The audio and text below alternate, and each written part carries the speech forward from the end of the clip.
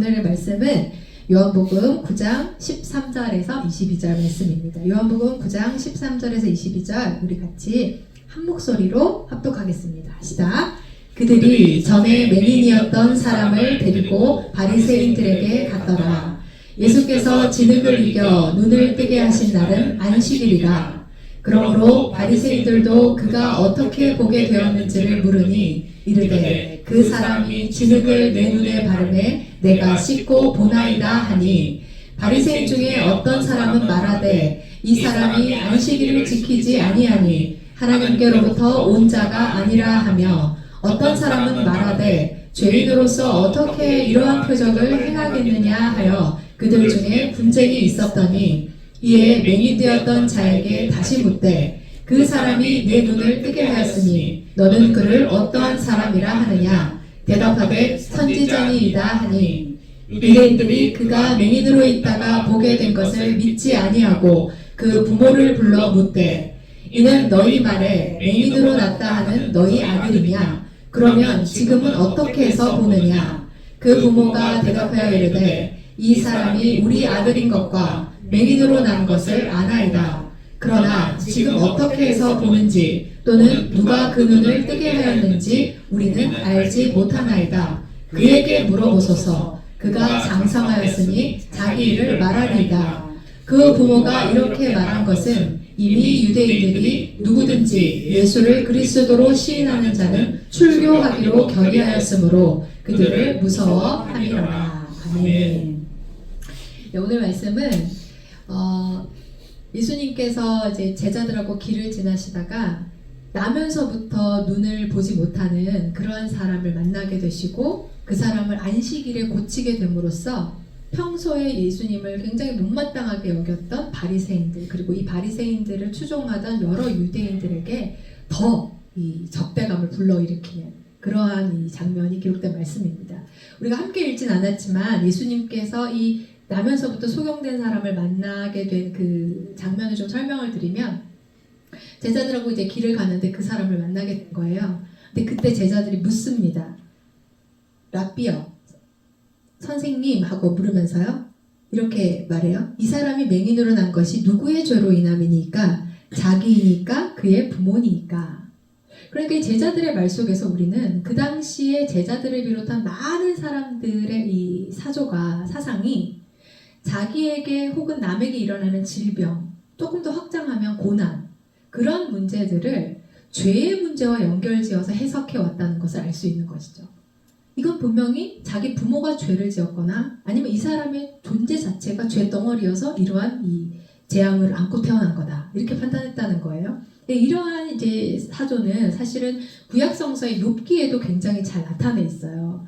욥이라고 하는 사람은 동방에서 의인으로 불리던 사람입니다. 굉장히 신실하다고, 그 하나님을 온전하게 섬기고 악에서 떠나고 정직한 사람. 그런데 그 사람이 고난의 종합 선물 세트를 경험하게 돼요.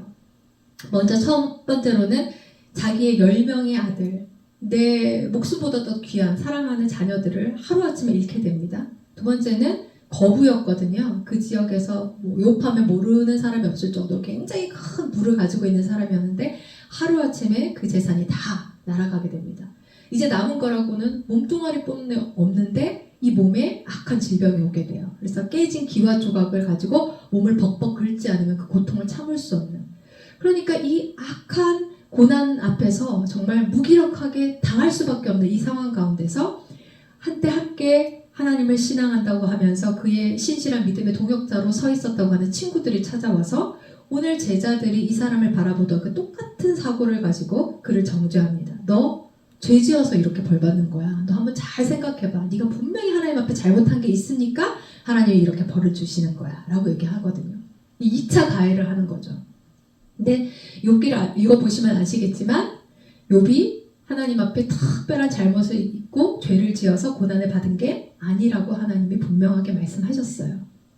그런데 사실 사람들이 이러한 생각을 그때 그 시절에만 가지는 게 아니라 지금 이 21세기를 살아가는 크리스천들도 상당히 많은 이런 사고를 가지고 있거든요. 근데 그 이유는요, 하나님을 내 부모로 아는 일이 없기 때문입니다. 그러니까 하나님을 그냥 이 생명부지의 남처럼 생각하기 때문에 이러한 이 결과가 나오는 거예요. 보시면요, 제자들의 이 질문에 대해서 예수님께서 이렇게 대답하세요. 이 일은 그 사람이나 그 부모의 죄로 인한 것이 아니라 그에게서 뭘 나타내고자 하심이라고요?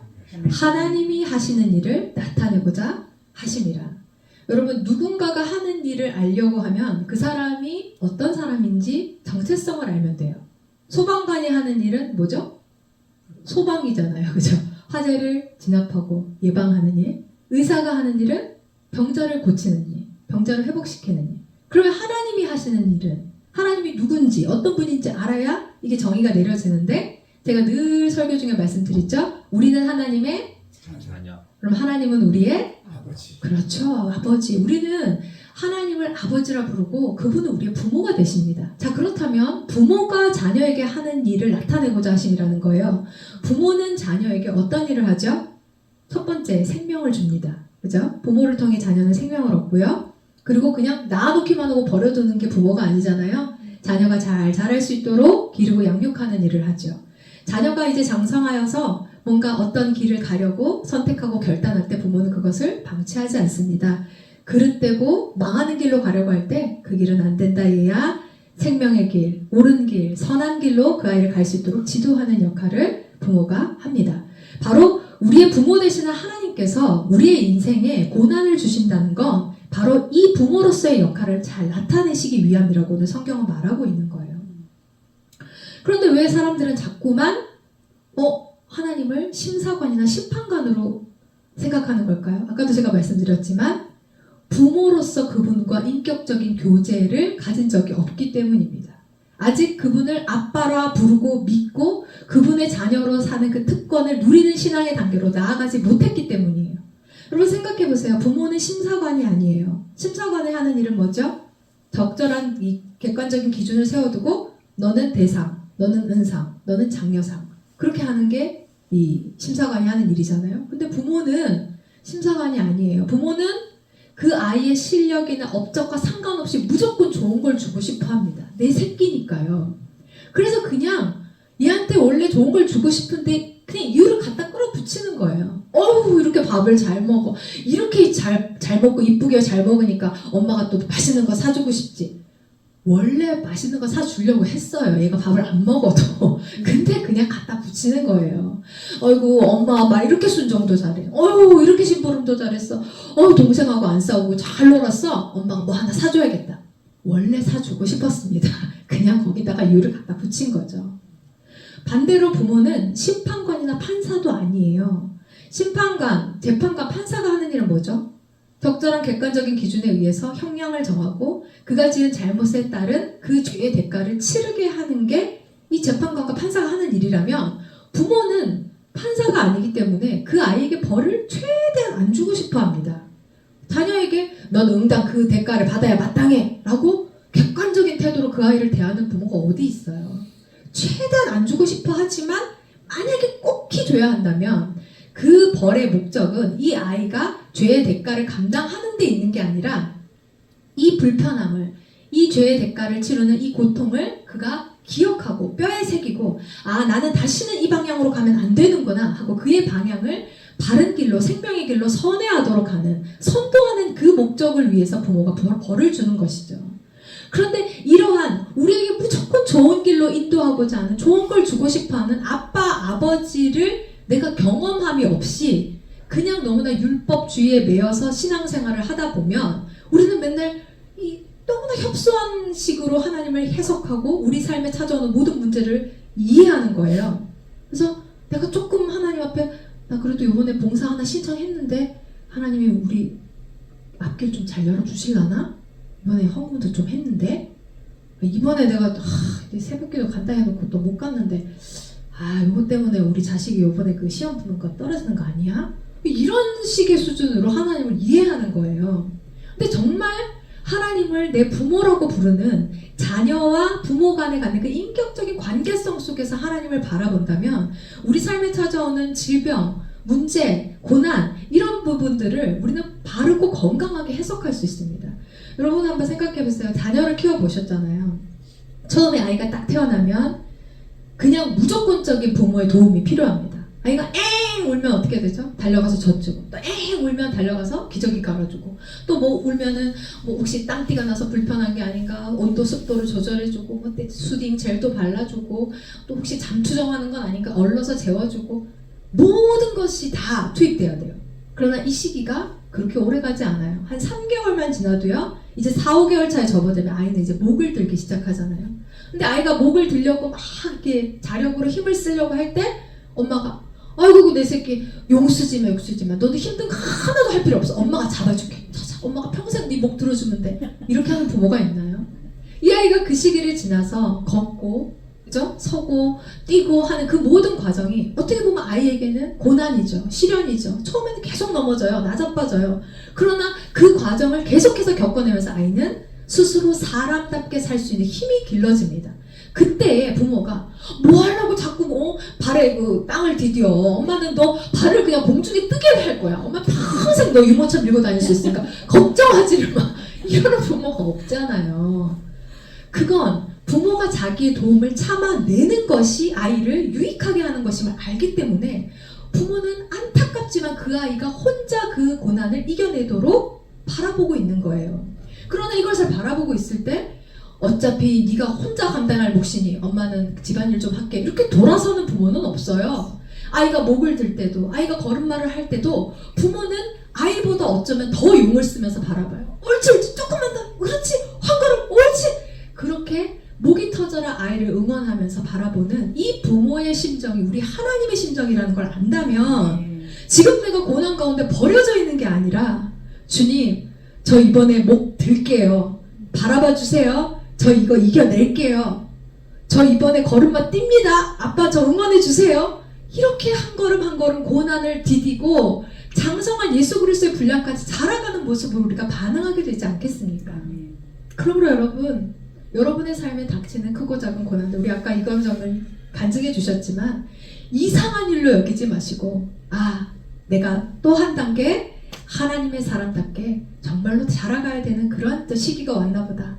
제가 하나님의 기대 저버리지 않을게요. 저 믿어주셔서 감사해요. 저 주님 손 붙잡고 주님 시선 바라보면서 거뜬하게 이겨내겠습니다. 그렇게 고백하시는 우리 하본교 성도님 되시길 축복합니다. 아멘. 이제 예수님께서 하나님이 하시는 이 부모의 일을 나타내시기 위해서 이 사람을 고치셨어요. 진흙을 이겨서 그의 눈에 바르시고 실로암 못에 가서 씻으라. 정말 말씀대로 순종했더니 눈이 밝아졌어요. 보이게 된 거예요. 여러분 제가 지난 시간에 말씀드렸어요. 기적의 목적은 기적의 현상 그 자체에 있지 않다고 했습니다. 그 기적을 이루신 세상 사람 그 누구도 할 수 없는 놀라운 일을 이루신 예수 그리스도 우리 하나님을 향하여서 우리의 시선이 들어 올려지고 그분이 우리에게 궁극적으로 주시고자 하는 바 영원한 생명 하나님의 나라 그것을 얻게 되는데 우리의 기적의 목적이 있다고 했고 이 기적의 목적을 이 사람은 성취하게 되었어요. 이 사람은 온 마음을 열어서 예수님을 영접하게 됐고요. 그리하여서 예수님께서 그에게 주시고자 하는 그 하나님의 나라를 바라보면서 주님을 따르는 제자가 되게 되었어요.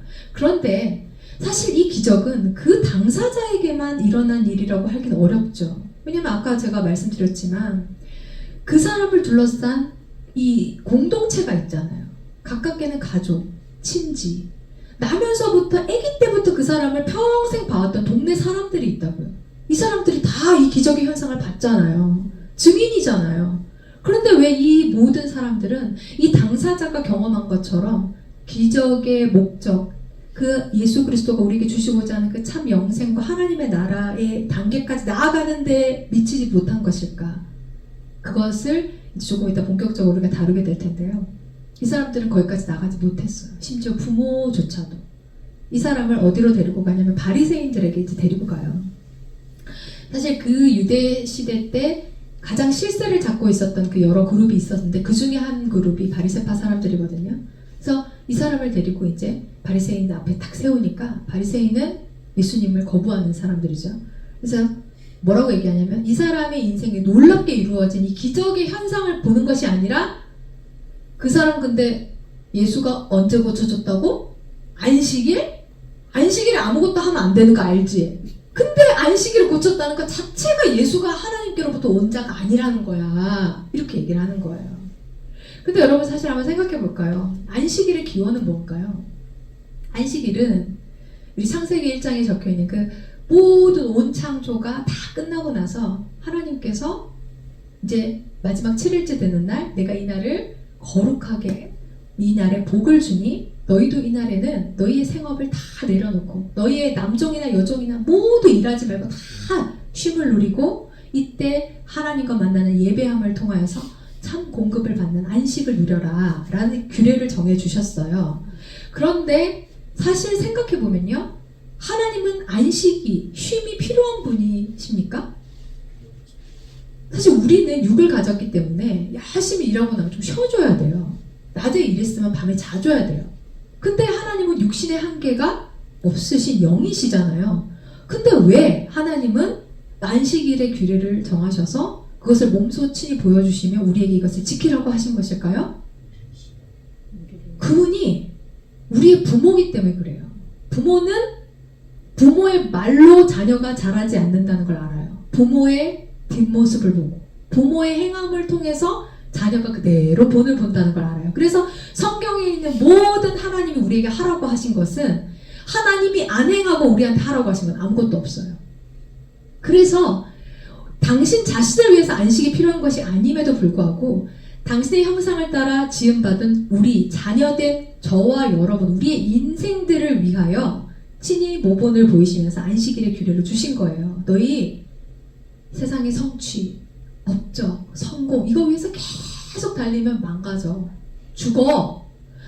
육신만 죽는 게 아니고 너희 존재의 본질인 영이 죽는다. 너희가 계속 이 땅에 썩어질 것, 없어질 것, 허탄한 것을 향해서 계속 살다 보면 너희 존재가 영적인 존재라는 것을 잊어버리게 돼. 그리고 영의 공급에서 끊어지게 돼. 그런데 일주일에 한 번 모든 6일째에 막 달리다가 그 모든 것을 탁 스탑하고 규례에 따라서 주님 앞에 와서 예배하고 모든 생업에서 놓아졌을 때 그때 너희는 알게 되겠지? 아, 맞아. 나 다른 짐승들처럼 이 땅에 이 썩어질 흙덩어리 아닌데 나는 다른 피조물들과는 확실히 구별되는 영적인 존재, 영이신 하나님과 나의 영혼이 호흡하고 교제하며 소통하는 가운데 떡으로 사는 존재가 아니라 하나님의 말씀을 들음으로 충만해지고 채워지고 행복을 누리고 그렇게 살아가는 영물인데 아, 내가 6일 동안 또 너무 이 땅의 것에 이렇게 치중해 살았네. 이전의 6일과는 다른 6일을 내가 살아내야지. 그렇게 우리가 우리의 존재를 스스로 자각하고 또 실제로 공급을 받고 앞으로 나아갈 그런 바른 방향성을 세팅하게 되는 이 영과 육이 생명의 이 살림이 일어나는 그런 날이 안식일의 의미라는 거예요. 그래서 실제로 마가복음에서도 예수님이 말씀하세요. 마가복음 2장 27절 28절 같이 한번 읽어볼까요? 시작. 또 이르시되 안식일이 사람을 위하여 있는 것이요 사람이 안식일을 위하여 있는 것이 아니니 이러므로 인자는 안식일에도 주인이니라. 자, 모든 날의 주인이시죠. 사실 안식일만 주인이 아니라. 그런데 이 안식일의 주인 되시는 주님이 말씀하시기를 안식일이 사람을 위해 있는 거야. 그러니까 안식일의 규례를 지켰냐. 지금 막 유대인들이 2,000걸음 이상 가면 그 규례 어겼다고 막 정죄하고 하거든요. 그러니까 일을 했냐 안 했냐, 너희를 얽어매려고 이 규례를 너희에게 준 게 아니야. 내가 너에게 율법을 주는 거는 너희를 살리기 위해서. 안식일이란 건 사람을 위해서 존재하는 거야. 너희를 살리기 위해서 준 이 율법을 너희는 그것 갖고 서로를 비난하고 정죄하고 이걸 지켰냐 안 지켰냐, 왜 그 본질을, 율법의 정신을 너희는 제대로 이해하지 못하니? 라고 얘기하시는 거예요. 자, 주님께서 이 눈먼 맹인을 고치신 일, 안식일의 정신에 너무나 정확하게 부합하는 일이잖아요. 그의 육신의 질병을 고침으로써 그의 영혼의 눈이 예수 그리스도를 향해 뜨여지게 되었고 주님이 우리에게 주시고자 하는 그 영원한 생명, 구원의 역사를 맛보게 되었습니다. 너무너무 안식일에 합당한 일인데도 불구하고 그들이 뭐라고 얘기하죠? 안식일을 범했으니까 넌 틀렸어. 가짜야. 하나님한테 하나님 가짜라고 얘기하는 거예요. 하나님을 믿는다는 사람들이. 근데 왜 이런 일이 일어날 수밖에 없었는가를 이 나면서부터 소경되었던 자의 부모의 모습을 통해서 우리 확인할 수 있어요. 이 나면서부터 소경된 자가 고침받고 나서 너무나 담대하게 예수 그리스도를 믿게 되고 증언하거든요. 그러니까 이 사람이 말하는 답이 이 바리새인들한테는 못마땅해요. 이 사람하고 계속 얘기해봤자 자기가 원하는 답이 안 나오니까 부모를 불러오라고 합니다. 그래서 부모한테 물어봐요. 네 아들 맞냐? 나면서부터 소경된 자 맞냐? 그럼 어떻게 고쳐졌냐? 이걸 물어요. 그런데 그때 부모가 예, 제 아들 맞습니다. 그리고 나면서부터 소경된 자 맞고요. 근데 어떻게 고쳐졌는지는 그냥 쟤한테 물어보시면 안 돼요? 이렇게 얘기해요.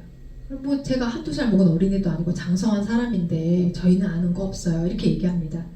근데 사실 그 말이 뭐 겉으로 보면은 이상하지 않을 수 있지만 그 부모가 그토록 소극적으로 선을 딱 그어버린 그 말의 기저에 그 중심에 어떠한 마음이 있었는지를 성경이 정확하게 기록하고 있어요. 뭐라고 얘기하냐면요. 그 부모가 이렇게 말한 것은 이미 유대인들이 누구든지 예수를 그리스도로 시인하는 자는 출교하기로 결의하였으므로 그들을 무서워함이러라. 그러니까 출교당할까 봐 무서웠다는 거예요. 그 당시에 유대 사회에서 출교를 당한다는 것은 그냥 매장당하는 거와 똑같았어요. 회당에서 예배 드릴 수 없고요. 출교를 당한 사람은 누구와 다른 사람하고 접촉할 수 없어요. 그러니까 물건도 못 사고 팔아요. 그러니까 거의 생존권이 스탑되는 그런 불이익이 당해지는 건데, 중요한 건 그래도 여러분 생각해 보세요. 내 새끼가 나면서부터 앞을 한 번도 보지 못한 내 자식이 눈을 뜨게 돼서 사람답게 사는 삶을 얻었잖아요. 이 놀라운 기적 앞에서 부모는 뭘 더 중요하게 여겼다고요? 내가 이 유대 사회에서 누리는 기득권, 안정감, 여기서 사람들과 누리는 이 생활, 여기에서 내가 뿌리 뽑혀지는 것은 싫어.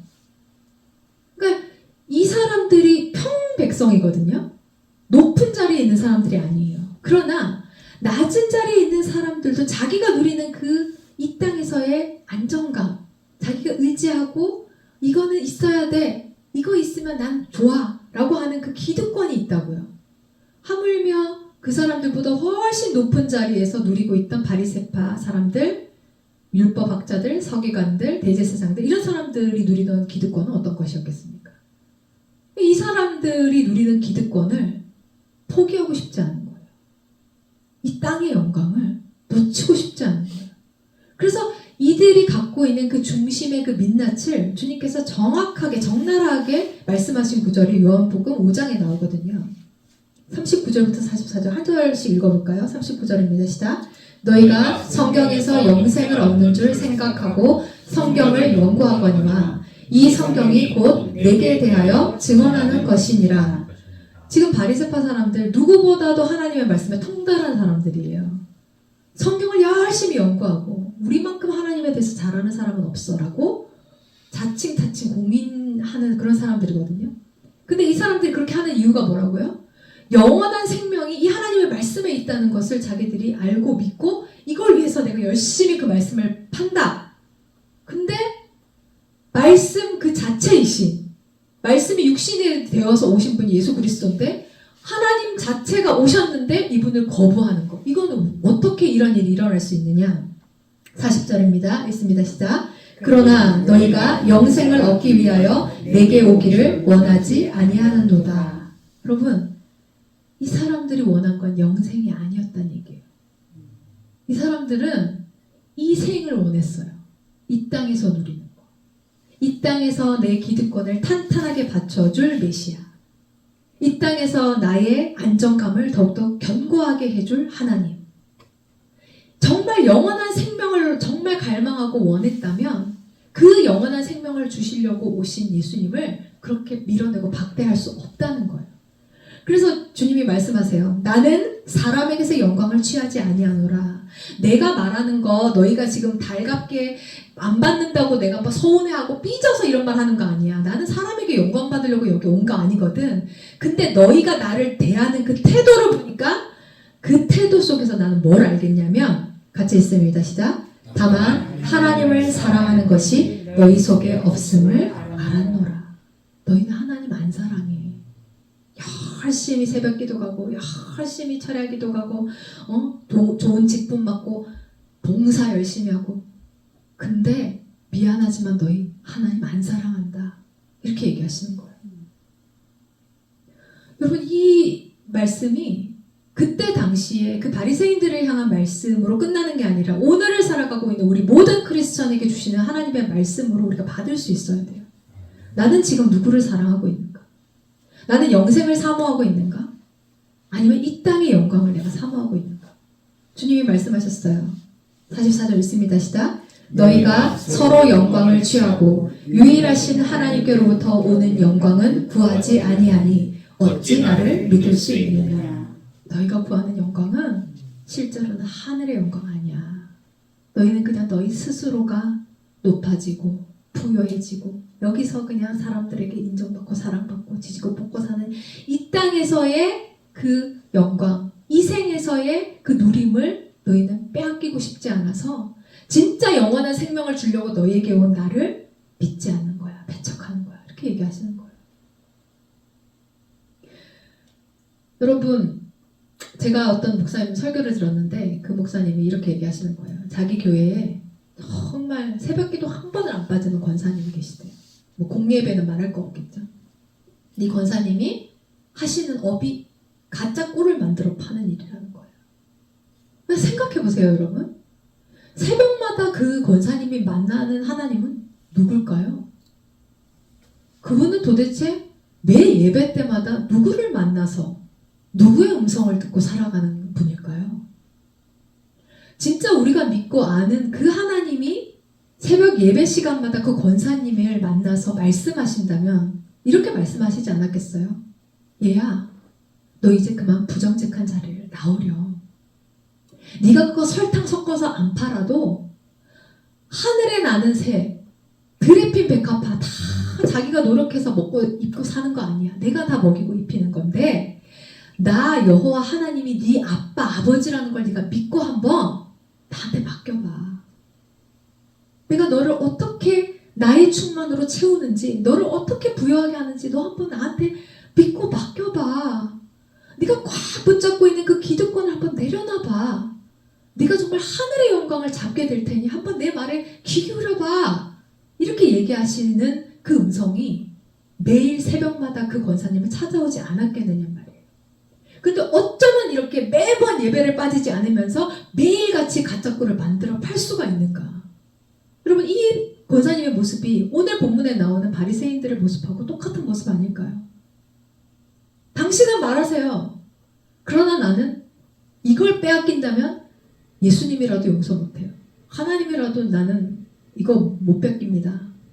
어떻게 보면 매 예배가 예수님을 향해서 창끝을 겨누는, 예수님의 원수가 돼서 예수님을 미워하고 반대하는, 대적하는 그런 모습으로 서 있는 사람으로 살아가는 크리스천들이 꽤 많이 있을 수 있다는 얘기예요.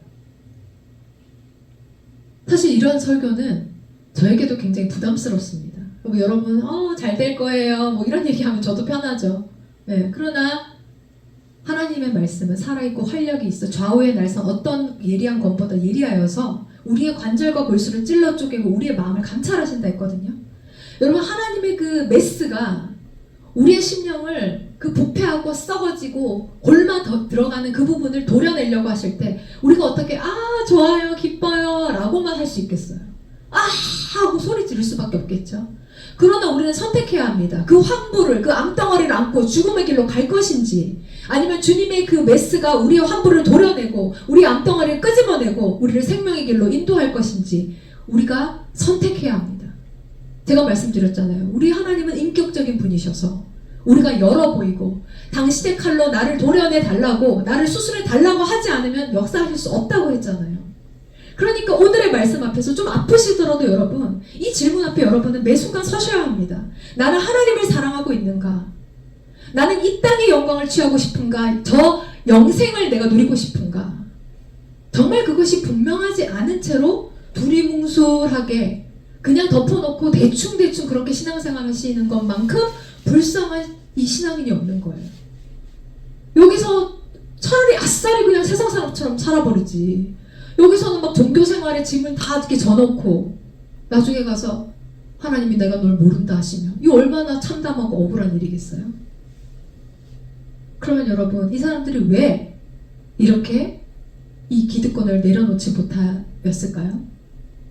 기득권은 이 사람들에게 실제예요. 자기 눈앞에 보이고 자기가 실제로 누리는 거예요. 근데 하나님은 실제가 아닌 거예요. 하나님의 말씀을 매일 본다고 하면서 예배를 매일 참석하고 기도회에 매일 나간다고 하면서도 하나님은 그에게 실제가 아니에요. 그냥 허상 같은 거예요. 하나님의 나라가 실제가 아닌 거예요. 만약 하나님의 나라가 실제가 아닌 삶을 살다가 우리가 죽음의 순간을 맞이하게 된다면 얼마나 두렵겠어요, 여러분? 얼마나 무섭겠어요? 그때 평안을 어떻게 누릴 수 있겠어요?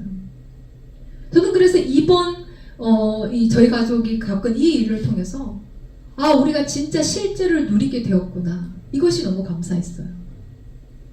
평안해야지 한다고 평안해지는 거 아닌데, 죽음을 두려워할 필요가 없어 한다고 죽음이 두려워지지 않는 게 아닌데, 하나님의 나라가 우리에게는 실제가 이미 되었구나. 하나님이 우리에게는 인격적인 분으로 지금 존재하고 좌정하여 계시는 걸 우리가 보고 있구나. 여러분, 그 일을 위해서 우리가 어떻게 해야 되는지 이제 알아야겠죠? 하나님은 말씀하시는 분입니다. 설교 시간을 통해 여러분이 성경을 보실 때, 기도할 때 모든 일상 중에서 계속 끊임없이 말씀하시는 하나님이에요. 그러니까 이 하나님의 음성이 여러분의 마음에 생각으로 마음으로 감동을 주실 때 그 작은 음성을 무시하지 마시고 순종해 보십시오. 하나님이 실제로 여겨지려면 여러분이 여러분의 믿음을 드리고 하나님의 감동에 그 작은 것부터 실천하고 순종하여서 진짜 하나님의 말씀이 내 삶에 이루어지는 역사를 경험하는 일이 일어나야 합니다. 그것이 없이 계속 앉아서 교리적으로만 듣고 지식으로만 머리가 커지고 하면 여러분의 삶이 그 권사님처럼, 이 바리새인처럼 주님을 앞에 세워놓고 오히려 주님을 믿는다는 열심이 주님을 향하여서 칼을 겨누고 창을 겨누는 이런 참담한 일이 되어버릴 수 있어요. 주님은 여전히 우리에게 물으십니다. 헌금 많이 갖고 왔니? 너 나 위해서 어떤 일을 할 수 있니? 이런 걸 물으시는 게 아니고요. 네가 나를 사랑하느냐? 부모는 자녀에게 사랑을 원하잖아요. 용돈을 원하는 게 아니고, 엄마 돈 붙였어요. 이제 전화하지 마세요. 얼마나 슬프겠어요.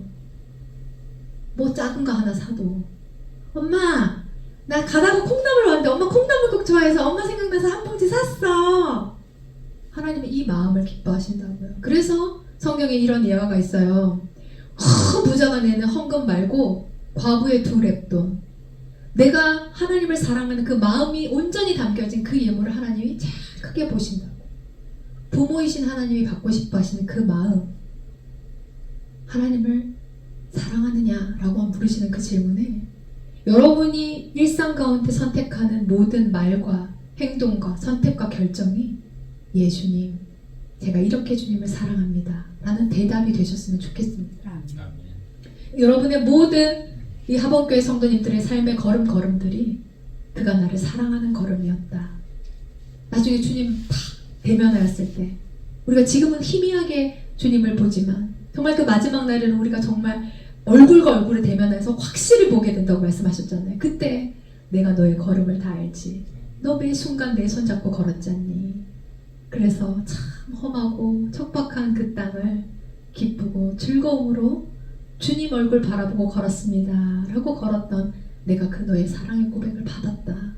그 하나님의 음성을 우리가 들을 수 있다면 여러분, 이거 인생 성공한 거 아니겠습니까? 사랑하는 하복교회 성도 여러분, 하나님을 사랑하십니까? 이 땅의 영광이 아닌 하늘의 영광을 사모하십니까? 이 생이 아닌 영원한 생명을 여러분이 추구하십니까? 그렇다면 여러분, 여러분의 지금의 일상 가운데 말씀하시는 영생의 주인 되시는 하나님의 음성을 귀 기울여 들으십시오. 우리가 부모님의 말씀을 불순종하지 않고 그래도 엄마 말이니까 들어야지 하고 마음을 내어드리는 것처럼 그렇게 아버지 말씀이니까 내가 귀 기울여서 들어봐야지. 우리 아버지 무능한 분 아니거든요. 전지전능하신 분이십니다. 우리가 어떤 길로 가야 할지, 어떻게 살아야 할지 가장 행복하고 아름다운 길인지 아시는 우리 아버지 하나님의 그 선하신 계획을 신뢰하심으로 오늘부터 나에게 들려지는 그 말씀에 내가 한번 순종해 보리라. 그리고 내 뜻이 아닌 하나님의 뜻이 이루어지는 하나님 나라를 이 땅에서부터 선취하여 누려보리라. 그렇게 결단하시면서 여러분의 모든 생을 통해 하나님을 향한 사랑을 고백하게 되시는 우리 하복교회 성도님 되시기를 주의 이름으로 축원합니다. 아멘. 아멘.